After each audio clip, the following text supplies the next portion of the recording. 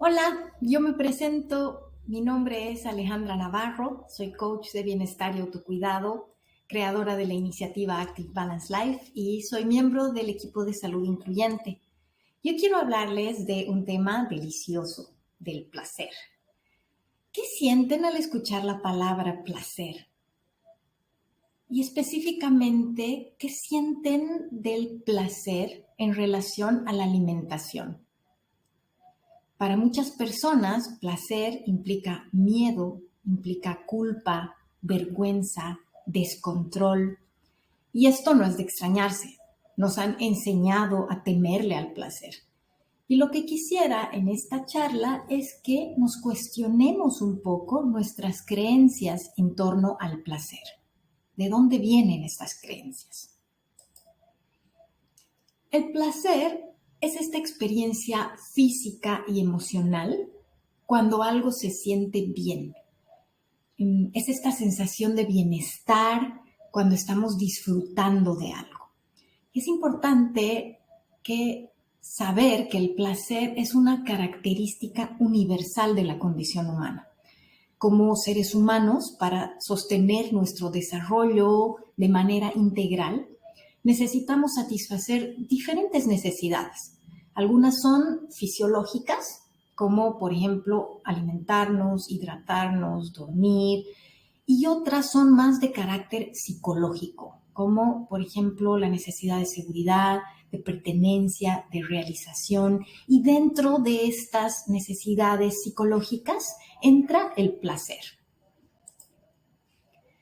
El placer es una estrategia brillante de la evolución que lo ha perfeccionado como un mecanismo de supervivencia y de preservación de la especie. Es un potentísimo motivador. Estas funciones de las que depende nuestra supervivencia y la preservación, que son comer, dormir, el sexo, activan en nuestro cerebro la respuesta de placer como una recompensa que lo que va a hacer es que nos va a estimular a repetir la acción. Esa es la finalidad. Históricamente tenemos una relación complicada y ambivalente con el placer. O bueno, más que tener, nos han impuesto una relación ambivalente con el placer. Pese a que las tendencias hedonistas son universales y que que el placer le aporta a la experiencia humana, algunas formas de placer han sido despreciadas y censuradas.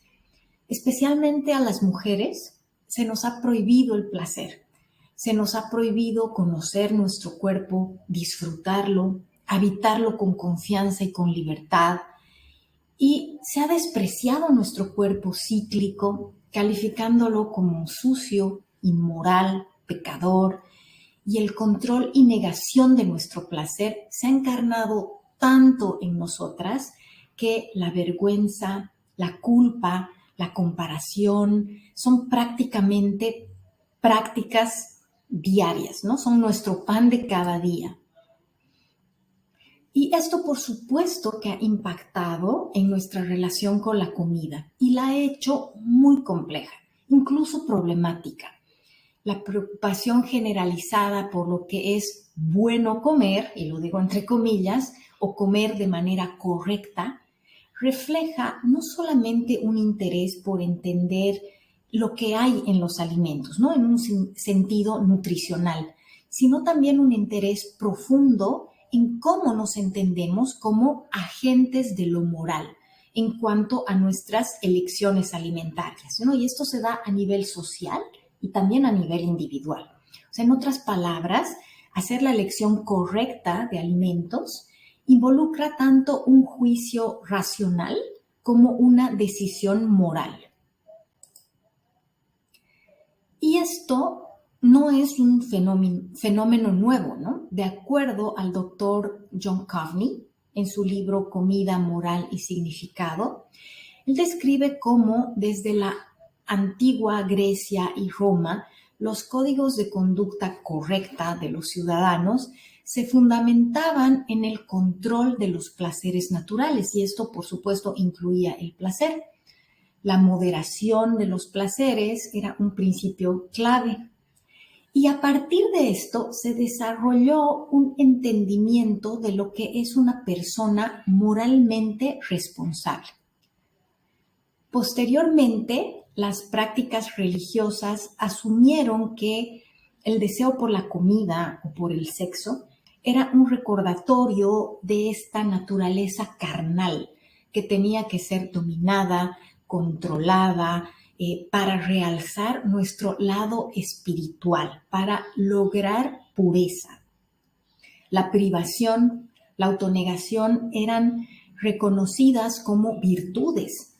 Y esto, por supuesto, que permeó en el ámbito científico, donde algunos de los primeros exponentes sobre la ciencia de los alimentos y del cuerpo tenían profundas creencias religiosas. La importancia de purificar el cuerpo y el alma, disciplinando el apetito y el placer de la comida, influyó en el comienzo del pensamiento de la ciencia de la nutrición. Y con estas bases y la racionalización del acto de comer, o sea, desde la lógica y la eficiencia, estas dos representadas en cualidades y cantidades específicas de alimentos que eran necesarias para satisfacer necesidades puramente fisiológicas, se arrancó con una misión de enseñar a la gente la forma correcta de comer, ¿no? En la que el sabor y el placer en torno a la comida no tenían cabida, ¿no? Y de hecho, no solamente no tenían cabida, sino que fomentaban la sobrealimentación, algo totalmente inaceptable en esta lógica. Y este afán, lamentablemente, ha llegado también al campo de la salud, donde esta postura moral ha convertido a la salud en un imperativo, ¿no? A la gordura en el enemigo número 1 de la humanidad.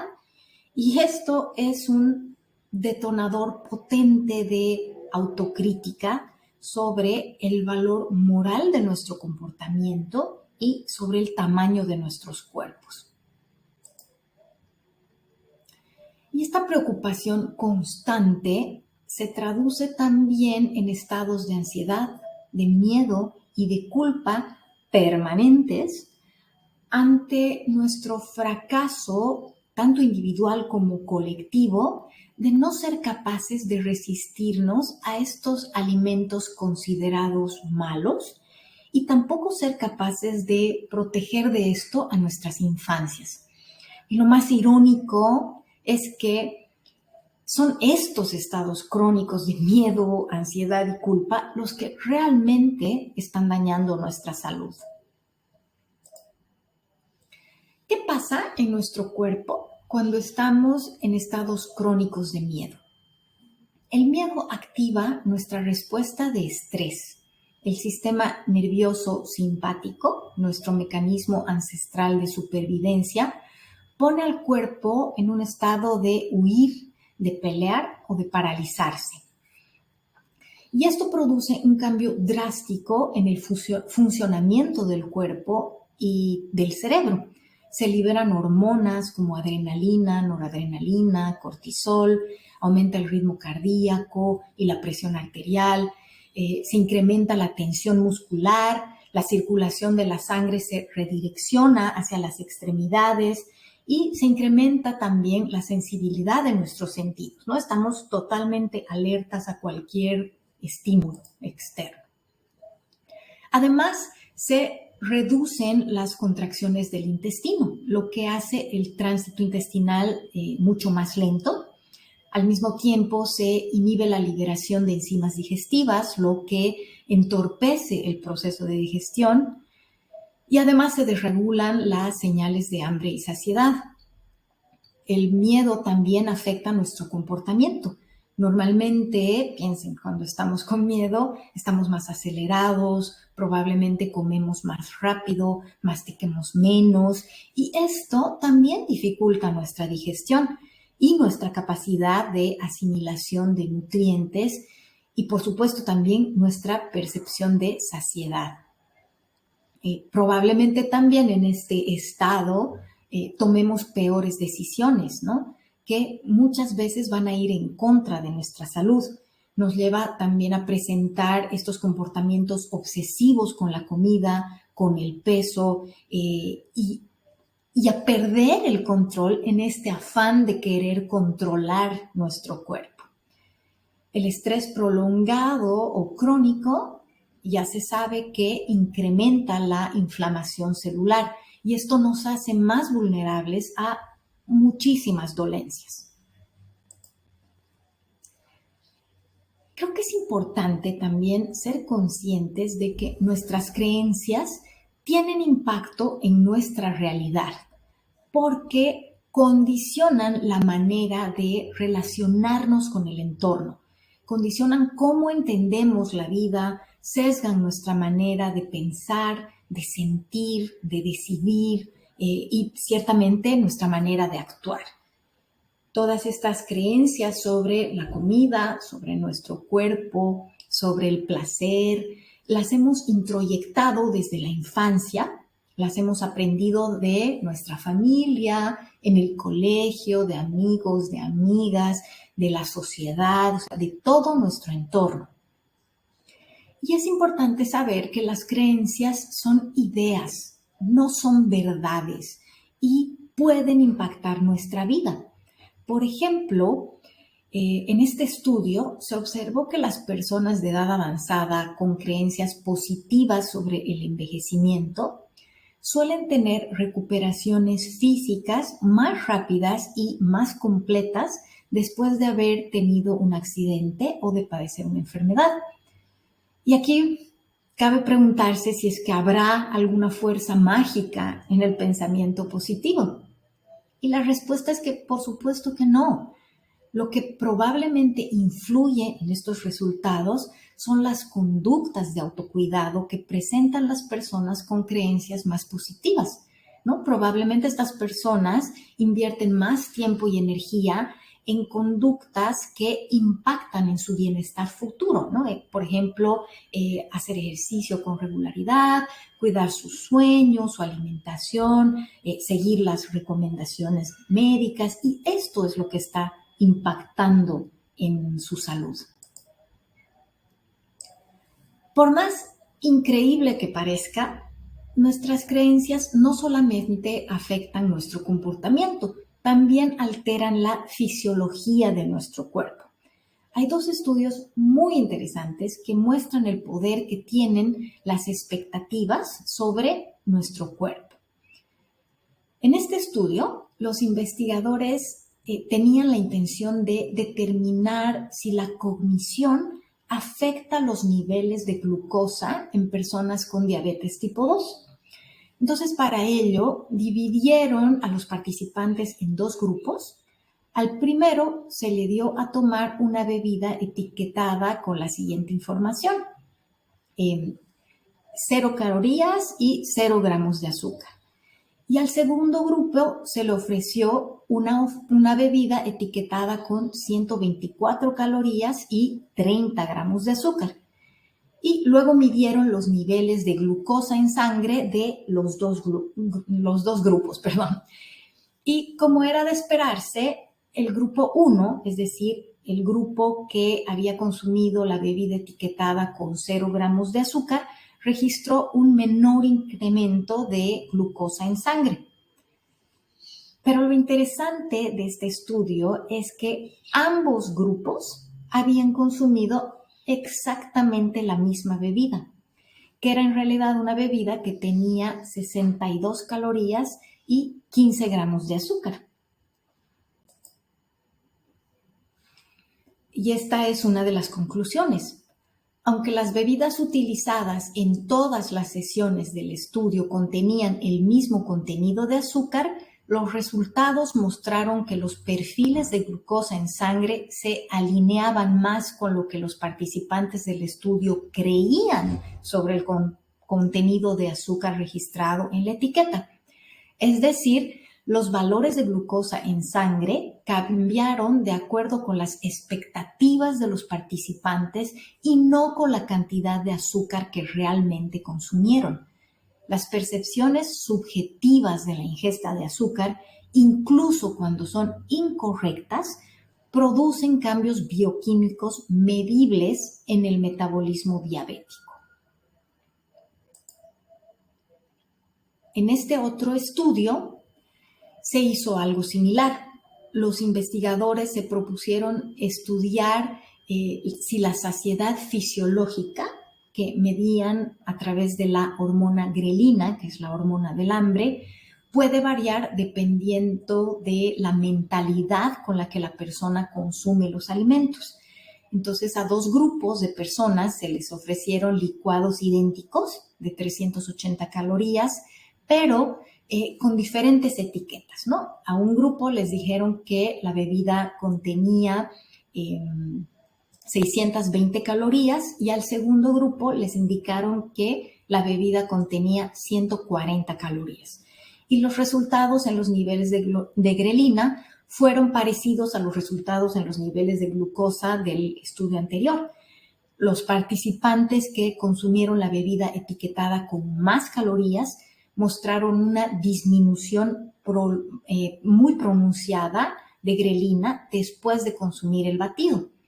La saciedad de los participantes era consistente con lo que creían que estaban consumiendo, más que con el valor nutricional real de lo que consumían.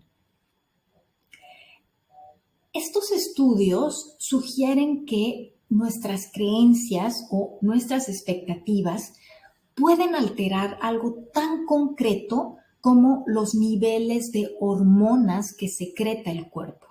En otras palabras, el efecto que esperamos es el efecto que obtenemos. Y aquí la pregunta es, ¿qué pasa si le tenemos miedo a la comida? O miedo a engordar, miedo al hambre, o si vivimos con el miedo de ser rechazados o rechazadas. ¿Cómo está impactando esto en nuestro cuerpo? Y obviamente le tenemos miedo a la comida porque se nos está machacando con que hay una sola forma correcta de comer y que con cada bocado que nos metemos a la boca podríamos estar prácticamente cavando nuestra tumba. ¿Cómo impactan todas estas creencias en nuestro cuerpo? ¿Cómo impacta en nuestra salud mental vivir pensando que estamos en peligro? Y al mismo tiempo es muy probable que hagamos, por supuesto, todo para evitar estos alimentos prohibidos, mortales, pecaminosos, ¿no? Es muy común que cuando se hacen dietas restrictivas en las que la comida es monótona o en las que se eliminan alimentos que las personas disfrutan o que la persona disfruta, después de un tiempo se presenten atracones, ¿no? Y esto podría estar explicado o en esto podría estar participando la dopamina. Ahora ya se sabe a nivel científico que la dopamina no produce placer, sino que produce deseo. La dopamina produce motivación para buscar el placer. La dopamina se dispara ante la posibilidad de algo nuevo. Del experimento de la caja de Skinner, que si es que les interesa el tema, les recomiendo buscar, y también de posteriores estudios sobre la dopamina, se pudo observar que cuando hay una recompensa variable, los niveles de dopamina se disparan a casi el doble de cuando la recompensa es fija. Entonces, si el mismo estímulo se repite en un rango fijo de tiempo, la novedad desaparece y la dopamina se desactiva. Esto hace pensar que la clave para aumentar la dopamina e incentivar un comportamiento repetitivo es la incertidumbre. Entonces, las cosas que al principio nos producen satisfacción, después de un tiempo nos resultan indiferentes y con el tiempo ya vamos deseando más bien algo nuevo. Y si aplicamos esto a la comida, o sea, cuando nos restringimos, ¿no será que nuestro cerebro está recibiendo este estímulo de recompensa intermitente? Muchas personas se creen adictas a la comida, ya que no pueden resistirse a ciertos alimentos, ¿no? Y por supuesto que esta creencia es muy real para quien la vive. Pero ¿será la comida o será más bien la restricción la que genera ese deseo incontrolable? ¿Qué rol juega la restricción en esta supuesta adicción a la comida?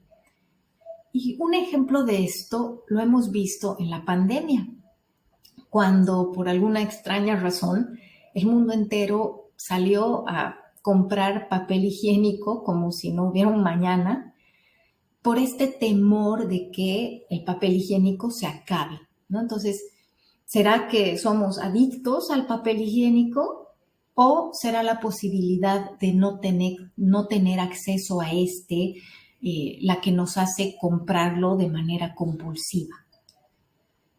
La prohibición lleva a rebelión. La carencia produce excesos. La restricción tarde o temprano termina en atracón. Y este círculo vicioso realmente puede llevarnos incluso a desarrollar un trastorno de la conducta alimentaria. El impacto de todo este miedo somete al cuerpo a un estado permanente de estrés.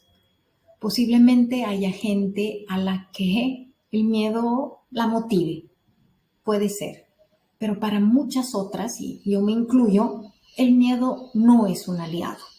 Cuando lo que estamos buscando es involucrarnos activamente en prácticas de autocuidado, lo que el miedo hace es alejarnos de estas prácticas y tomar decisiones que muchas veces afectan nuestra salud. En cambio, comer con placer es la contrapartida de comer con miedo, con ansiedad o con culpa. El placer activa el sistema nervioso parasimpático, que nos pone en un estado de relajación, de digestión, de reparación. Es nuestro maravilloso mecanismo de adaptación. Cuando estamos en este estado, se relajan los músculos, disminuye la presión arterial, la sangre se redirecciona hacia el tracto digestivo y se estimula la producción de enzimas digestivas y de insulina, se regulan las señales de hambre y saciedad. Además, la sangre también se redirecciona hacia el cerebro, podemos prestar más atención y tomar mejores decisiones. Este es el estado ideal para digerir y para absorber nutrientes, para pensar con claridad, para reparar, para desintoxicar el cuerpo, para descansar, para dormir, para disfrutar las experiencias y también para vincularnos afectivamente. Al sentirnos más relajados, relajadas, seguramente vamos a comer más despacio, vamos a disfrutar más, vamos a poder masticar con más calma. Experimentar placer al comer es una necesidad biológica y psicológica. La forma en la que la naturaleza se asegura de que comamos regularmente es que los alimentos nos nutran y que además nos gusten. Y por supuesto que no solo comemos por hambre fisiológica. Comer es un acto psicosocial. Comemos también para regular emociones, comemos por condicionamientos sociales, por el deseo de sentir placer y aunque todo esto esté muy satanizado en la sociedad, es totalmente válido. A través del acto de comer satisfacemos necesidades emocionales, satisfacemos necesidades de pertenencia, de amor, de seguridad, de celebración y claramente satisfacemos la necesidad de placer.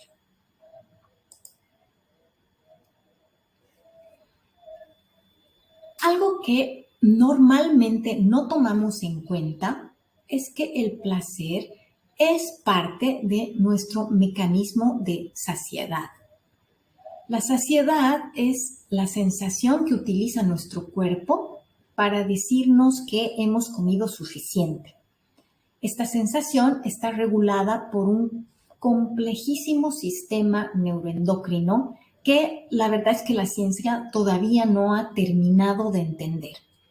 Pero a manera muy general, la saciedad se produce cuando el hipotálamo recibe una serie de señales determinadas por diferentes factores, ¿no? Entre estos factores están, por ejemplo, factores gastrointestinales, cuando el estómago se llena y ha crecido en tamaño, por ejemplo, o también señales químicas. En el tracto digestivo tenemos receptores que captan la presencia de productos de la digestión de los alimentos y esto emite señales químicas al hipotálamo indicando que ha comenzado el proceso de absorción de nutrientes. También en esto de la saciedad intervienen hormonas como la leptina, la insulina, diferentes neuropéptidos que se sintetizan principalmente en las células grasas y también factores metabólicos como por ejemplo el incremento de la glucosa y la concentración de metabolitos. En el intestino se libera una sustancia que va inhibiendo la sensación de placer para que de esta manera disminuya la ingesta.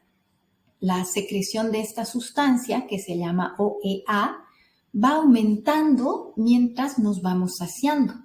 Y seguro les ha pasado alguna vez que cuando comen más allá del punto de saciedad, la comida que al principio parecía tan deliciosa puede volverse incluso desagradable. El placer es como una curva de distribución normal, una curva normal. Mientras vamos comiendo algo rico, va aumentando el nivel de placer hasta que llegamos a un punto máximo. En ese punto es en el que se libera la mayor cantidad de serotonina. Esto lo que hace es activar la señal de saciedad y también la respuesta de relajación en el cuerpo. Una vez alcanzado este punto máximo, esa sensación va disminuyendo rápidamente. Entonces así el mismo sabor, como decía hace un rato, que al principio nos parecía delicioso, puede llegar incluso a generarnos asco o a empalagarnos. Y este es un mecanismo de saciedad del cuerpo que tiene la capacidad de autorregularse y de buscar su equilibrio.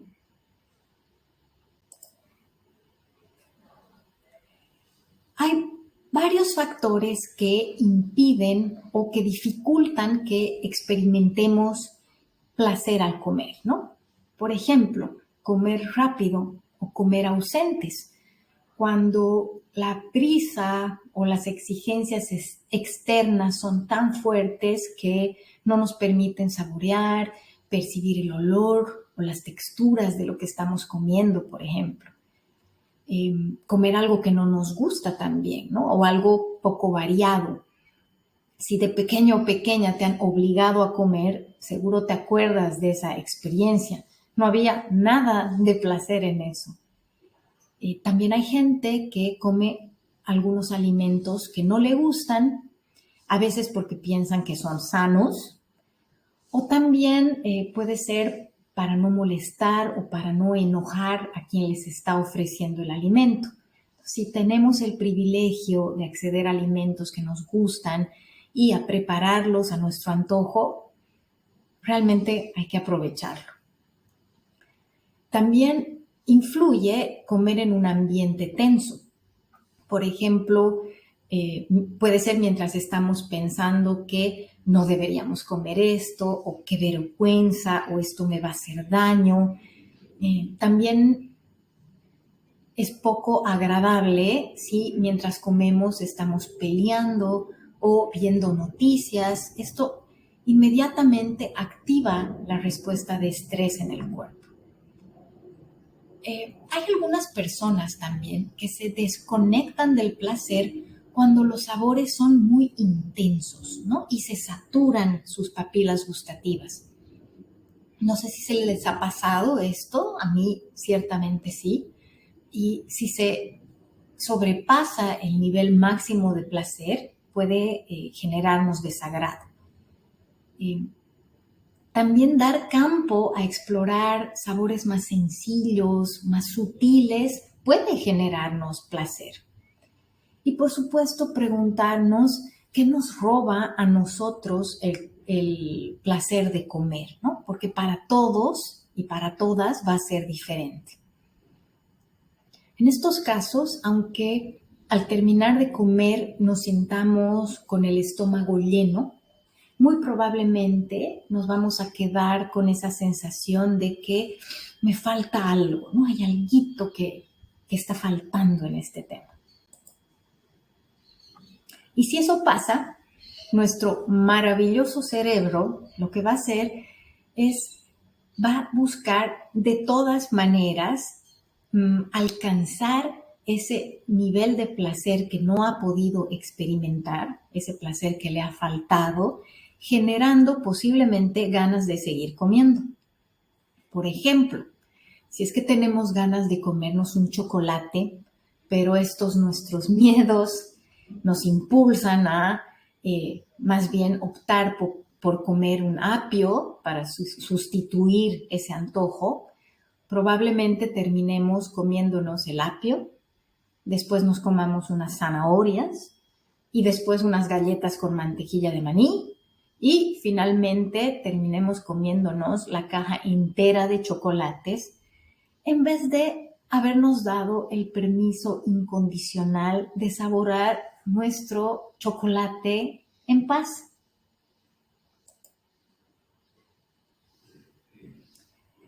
Entonces, ¿cómo podemos incrementar el placer en nuestra vida? Lo primero, creo, es darnos permiso de darnos el permiso de confiar en nuestro cuerpo.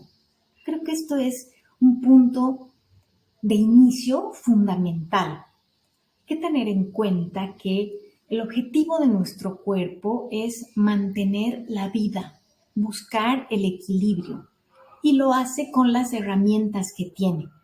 Muchas veces esto es incomprensible para nuestra mente, ¿no? Por todas estas creencias que se nos han implantado.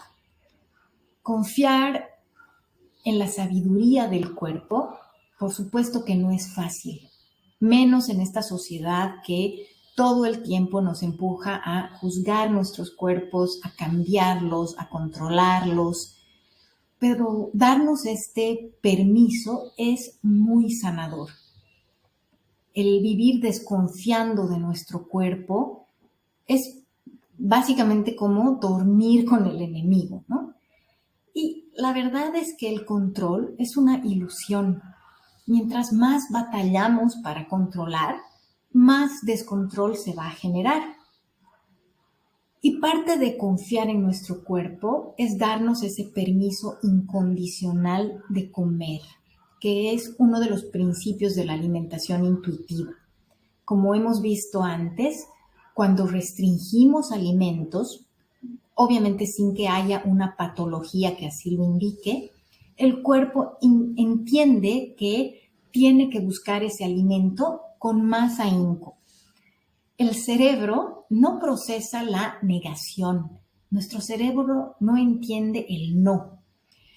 Es interesante saber que para procesar la negación, el cerebro tiene primero que imaginarse lo que no tiene que hacer y después ponerle el no. O sea, por ejemplo, si me digo, no pienses en chocolate, necesariamente primero voy a tener que pensar en chocolate para después negarlo. Entonces, la fuerza de voluntad contra la fuerza de millones de años de evolución va a perder siempre. Entonces, ¿para qué pelear? En vez de restringirnos alimentos, ¿qué tal más bien aprender a disfrutarlos en paz? Si el alimento está siempre disponible, va a perder toda su magia. Claro que esto es más fácil decir que de hacer, pero si está en tus manos, realmente se vale pedir ayuda. Otro punto es cultivar sintonía con el cuerpo. El cuerpo nos habla a través de sensaciones, nos habla a través de emociones y de pensamientos. La idea es más bien agudizar nuestra capacidad de escuchar al cuerpo y de cubrir sus necesidades. Con muchas de las sensaciones que nos manda nuestro cuerpo, hacemos esto de manera automática. Por ejemplo, si nos hace calor, abrimos la ventana, nos desabrigamos un poco y nunca nos cuestionamos o nunca moralizamos esta necesidad. Pero hay otras sensaciones de las que nos hemos desconectado por diferentes motivos, ¿no? Por ejemplo, por esta creencia tan generalizada de que todo el tiempo tenemos que ser productivos o productivas, es muy común ignorar la sensación de cansancio. También es común ignorar alguna molestia o dolor y camuflar todos estos síntomas con alguna pastilla, lo que hace que prolonguemos el problema, ¿no? Porque esto nos va a ayudar a pasar el momento, pero no van a ir al origen de lo que nos está generando esta molestia. Y por supuesto, también es muy, muy frecuente desconectarnos de la sensación de hambre y de saciedad. Todos y todas nacemos con esta perfecta sintonía con nuestro cuerpo, pero la vamos perdiendo por condicionamientos externos, por condicionamientos culturales y familiares, por ejemplo, como comer hasta dejar el plato vacío, o también este típico engañar al hambre tomando agua o fumando, qué horror, para cultivar la escucha de nuestro cuerpo. Es importante familiarizarnos con cómo se sienten estas sensaciones en nosotros mismos, ¿no? Validar estas sensaciones y también hacer todo lo que esté en nuestras manos para satisfacerlas. O sea, satisfacer estas necesidades que nuestro cuerpo nos está comunicando a través de las sensaciones, a través de las emociones, a través de los pensamientos. Una de las principales herramientas que tenemos para disfrutar es nuestra presencia. Es decir, que la mente acompañe activamente al cuerpo en lo que está haciendo. Entonces, herramientas como el mindful eating, comer despacio, saborear cada bocado, masticar con calma, hacer pausas mientras comemos para conectar con estas nuestras señales de hambre y saciedad, son herramientas muy útiles que podemos utilizar. También, si nos es posible, cuando comamos, solo comer, ¿no? O sea, mientras comes, solo come. Evitar distracciones como comer frente al televisor o con el celular en la mano. También enfocar la mente en lo delicioso del momento, agradecer por los alimentos, agradecer a quien te los haya preparado. Tal vez ese agradecimiento va a ser para ti mismo o para ti misma. Agradecerte también por darte ese espacio para priorizarte, pensar en lo bien que le estamos haciendo, o que nos estamos haciendo al darnos este espacio. Si nos es posible también, antes de empezar a comer, podemos darnos un momentito para respirar profundamente, inhalando por la nariz y exhalando por la boca. O sea, ojalá que la hora de comer pueda ser un momento en el que nos mostremos cuidado, y si no es posible hacerlo durante toda la alimentación o en todas las horas en las que nos alimentamos, por lo menos hacerlo en un momento de nuestra alimentación o en los primeros bocados. Y también involucrar a nuestros sentidos, porque sentimos placer a través de lo que percibimos con nuestros 5 sentidos. Cuando el cuerpo recibe información de los sentidos de que algo le parece agradable, lo que va a hacer es liberar serotonina, que es el neurotransmisor del placer. Al mismo tiempo se empieza a producir saliva y también jugos gástricos que inician el proceso de digestión. Basta con pensar en algo que nos gusta mucho para que inmediatamente empecemos a salivar, ¿no? Y esto lo que está haciendo es iniciar el proceso de digestión. Entonces, si nos permitimos disfrutar de los aromas del alimento, seguramente vamos a empezar también a sentir bienestar incluso antes de probar nuestro alimento.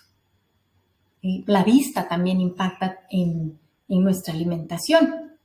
Tantos, no sé, vean las publicidades de cómo magnifican un plato delicioso y eso inmediatamente hace que nos antojemos, ¿no? Entonces, podemos sacarle provecho a esto, por ejemplo, acomodando nuestros alimentos de manera atractiva o en una vajilla bonita, poner una mesa bonita. Y también en esto intervienen las emociones y los pensamientos que generamos. Si mientras comemos tenemos pensamientos de qué rica comida, qué buena compañía, qué bonito este lugar, o qué suerte poder estar aquí, y sentimos emociones como gratitud o tranquilidad, el cuerpo secreta serotonina y se activa la señal de saciedad y la respuesta de relajación del cuerpo. Entonces, si puedes crearte un espacio tranquilo, con música que te guste, comer sentado o sentada en una mesa, maravilloso. Y todo lo que ayude en realidad a involucrar nuestros 5 sentidos y a que nos sintamos bien en ese momento, por supuesto que va a ser bienvenido. Y por supuesto que la comida no es la única fuente de placer, ni tampoco es funcional que lo sea. Hay muchísimas otras actividades que tienen este efecto de hacernos sentir bien. Por ejemplo, estirar el cuerpo, los abrazos, escuchar música que nos gusta, bailar, leer, en mi caso cuidar plantitas, ayudar a otras personas, ver televisión en familia, cocinar, darse un baño calientito, un masaje relajante, meditar, para algunas personas orar, acariciar a una mascota, salir a caminar a la naturaleza y mucho, mucho, mucho más. Para cada persona es diferente. Entonces, preguntémonos qué tantas actividades placenteras incorporamos en nuestra rutina diaria. ¿Qué tan presente está el placer en nuestro trabajo, mientras estamos con la familia, con los hijos, en nuestras actividades diarias? ¿Nos damos esos espacios para hacer algo que nos gusta? ¿Reservamos espacios para cultivar un hobby o simplemente para relajarnos? Lo que quiero ahora es proponerles un ejercicio usando las tarjetas terapéuticas de la maravillosa Ana Arismendi. Entonces, ahora les voy a invitar a que cierren los ojos y hagan 3 respiraciones profundas por la nariz.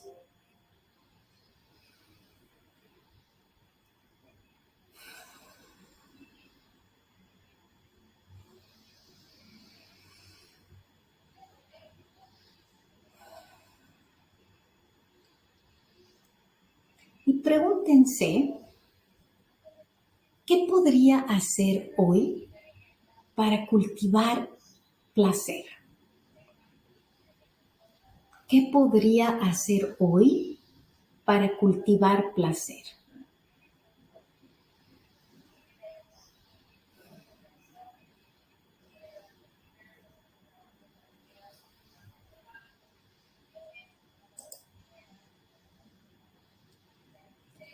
Ahora, abre tus ojos y entre estas tarjetas, estas 3 imágenes, escoge una. Escoge la que más llame tu atención. No pienses mucho, solamente la que más llame tu atención así a primera vista. Y una vez que ya la has escogido, date un tiempo para observarla detenidamente. Observa todos los detalles. Y mientras vas observando tu tarjeta, respóndete a la pregunta, ¿qué podría hacer hoy para cultivar placer?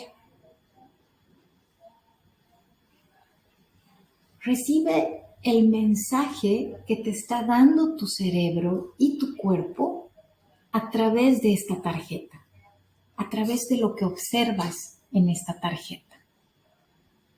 ¿Qué podría hacer hoy para cultivar placer?